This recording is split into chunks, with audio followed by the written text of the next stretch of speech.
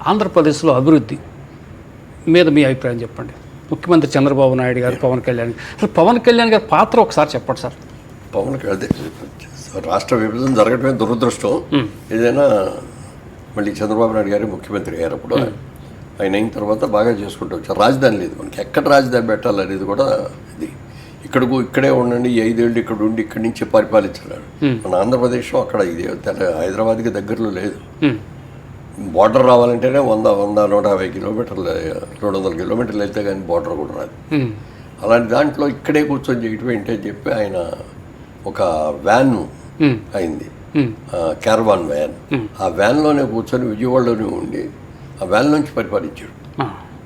తర్వాత ఎక్కడ పెట్టాలంటే ఒకటి చాలా డిస్కషన్స్ పెరిగిన తర్వాత ఫైనల్గా మనకి అమరావతి అనేది ఒకప్పుడు పెద్ద హిస్టరీ ఉంది.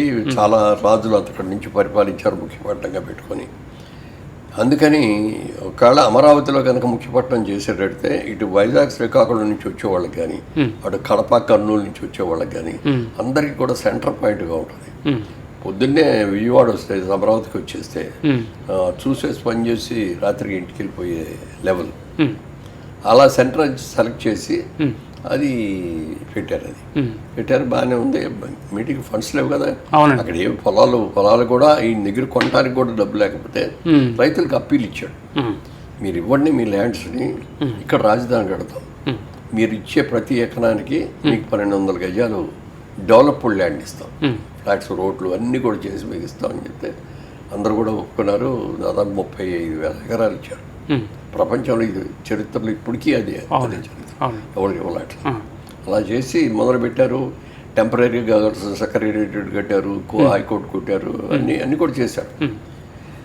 గవర్నర్ గారికి బంగ్లా చేసి ఇవన్నీ కూడా చేశారు. నెక్స్ట్ గవర్నమెంట్ వచ్చేటప్పటికి వేరే గవర్నమెంట్ వచ్చింది. వేరే గవర్నమెంట్ వచ్చేటప్పటికి ఆయన కూడా అంతకుముందు అమరావతి నేను చేస్తాను, అమరావతి చెప్పిన వ్యక్తి ఆయన. కానీ మరి ఎందుకు వచ్చిందో, ఆయనలో మార్పు ఎందుకు వచ్చిందో తెలియదు. అమరావతి కాదు, నేను వైజాగ్ మారుస్తున్నాను.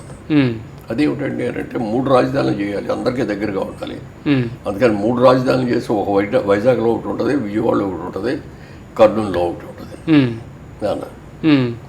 అంటే అది అసలు అంత ఎవరికి అర్థం కాదు. ఏ కంట్రీ, ఏ భారతదేశానికే ఒకటే రాజధాని భారతదేశం. మరి అంత పెద్ద భారతదేశం కదా.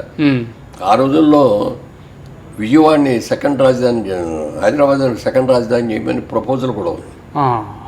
అయినా రాళ్ళు ఇప్పటికే అదే ఉంది.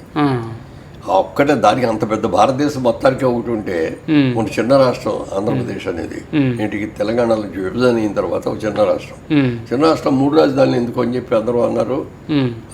అమరావతి డెవలప్మెంట్ జరగనివ్వలేదు.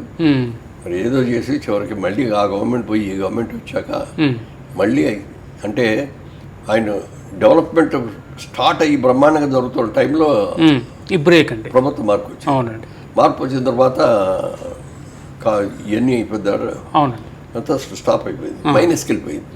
మళ్ళీ చంద్రబాబు నాయుడు గారు ముఖ్యమంత్రి అయిన తర్వాత మైనస్ అయిన రాష్ట్రాన్ని మళ్ళీ ముందుకు నడిపించి అప్పుడు దాంట్లో ఒక ప్రత్యేకంగా చెప్పుకోవాల్సింది ఏంటంటే ఆయన మీద అరెస్ట్ చేసి ఆయన జైల్లో పెట్టారు గత ప్రభుత్వం 53 days.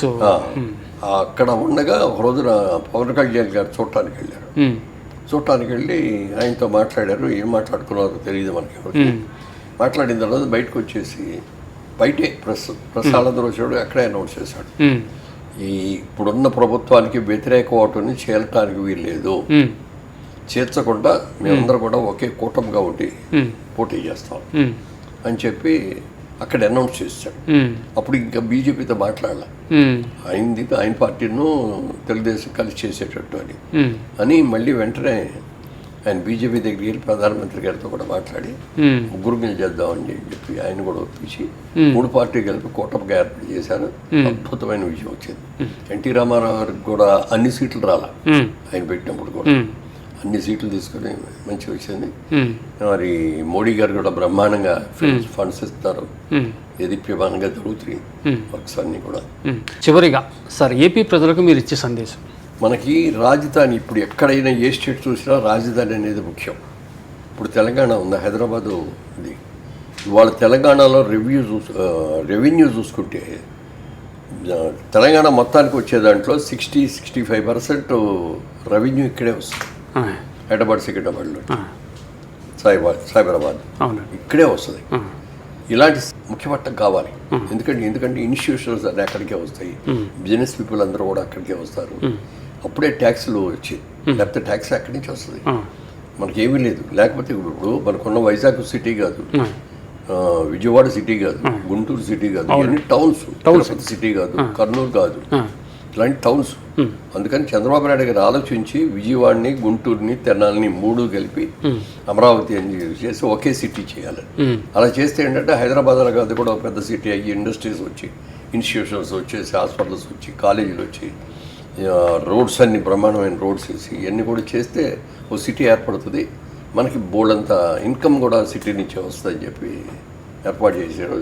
అది మంచి పని, మంచి ఉద్దేశం. ఇప్పుడు గవర్నమెంట్, సెంట్రల్ గవర్నమెంట్ మోడీ గారు ఇస్తున్న కోఆపరేషన్ తోటి మంచి ఫాస్ట్గా జరుగుతుంది వర్క్లు. ఓకే సార్, ధన్యవాదాలు సార్. హలో, తెలుగు రాజ్యం ఛానల్ చూస్తున్నారా? సామాజిక, రాజకీయ, జీవన చిత్రణే తెలుగు రాజ్యం. అతిశయోక్తులు, అసత్యాలు ఉండవు. రాజకీయ కోణం కాదు, ప్రజా కోణమే కొలబద్ద. తెలుగు రాజ్యం వీక్షణ మీ ఉత్తమ అభిరుచికి నిదర్శనం.